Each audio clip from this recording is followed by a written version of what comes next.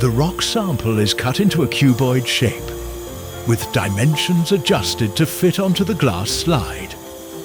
The process is done by using the rock cutting machine.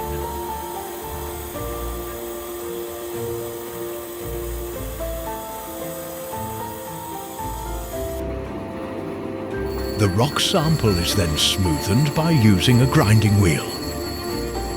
Water is poured to prevent overheating.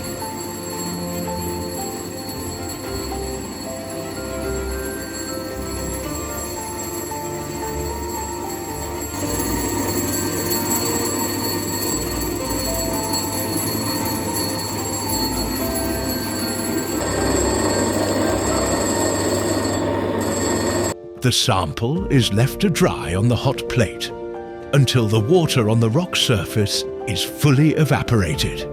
It is important to prevent any remaining surface moisture. That can lead to poor attachment of the rock sample to the glass slide.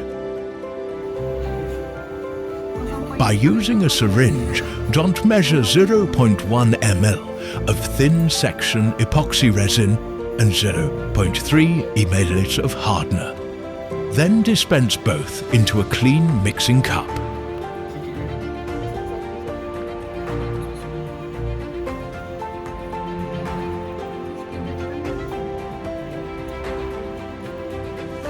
Immediately mix the resin and hardener thoroughly by stirring using a clean toothpick. Ensure that the mixing is complete to minimize air bubbles.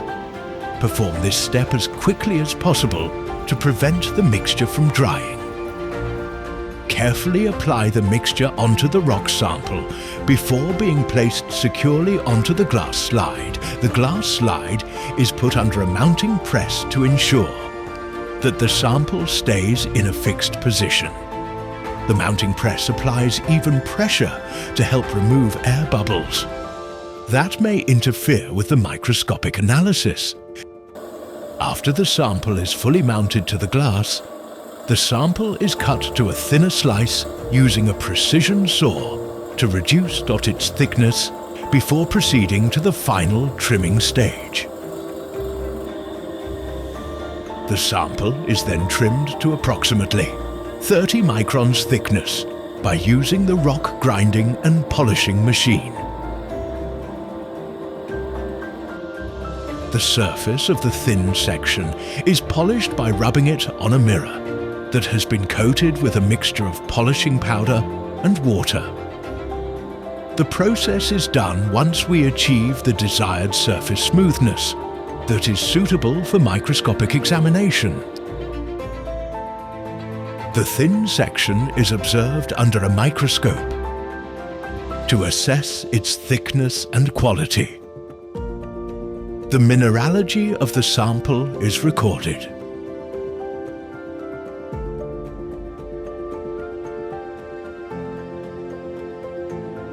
A representative soil sample was obtained from the site at Geology Department. The sample was placed in a grip seal sample and labelled properly. Approximately 2 different sizes of soil, 20-30 cm and 30-40 sur, was collected.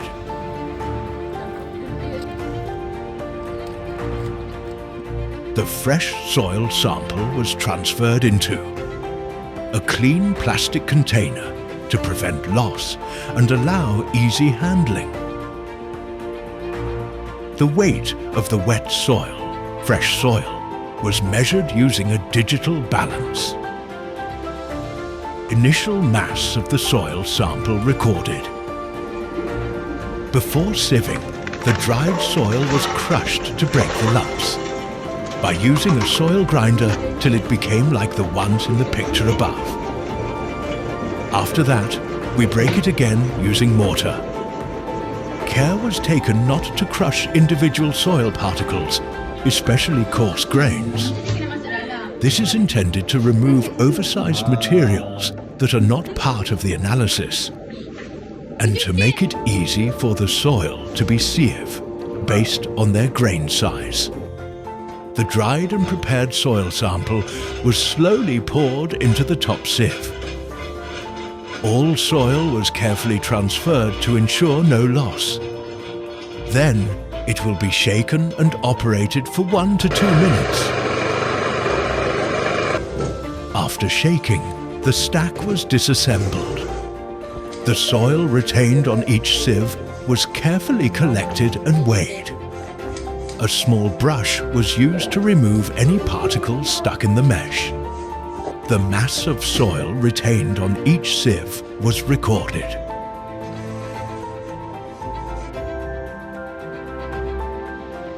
The dried sample is loaded into the pulverizer and ground for 1 to 2 minutes until a fine, uniform powder is achieved.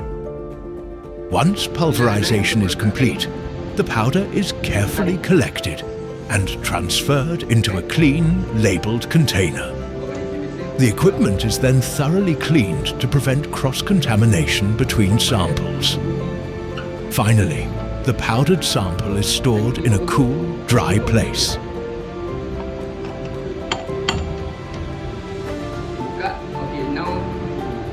Sekarang ni kau kena keluarkan yang ni. Tak tu keluarkan. Tangan kan? Keluarkan. Keluarkan yang bulat tu. Okey, ambil dulu ni plastik. Okey, dulu dia. Boleh tak? Kau pakai dengan gambar. Okey, ni ambil masukkan. Leceh apa? Ini leceh lah. Ambil lah sampai mana yang kau nak. Depends lah.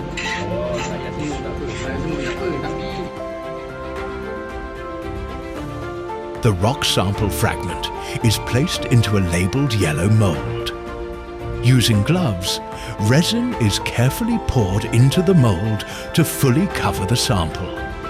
This step is crucial for creating a solid block that can be further processed and polished. The hardened resin block containing the sample is manually ground on a rotating grinding plate with water to produce a smooth and even surface until a flat, polished surface is achieved. Once polishing is complete, the sample block is rinsed thoroughly with water to remove any remaining polishing paste. The polished surface is then dried and ready for microscopic examination or further analysis.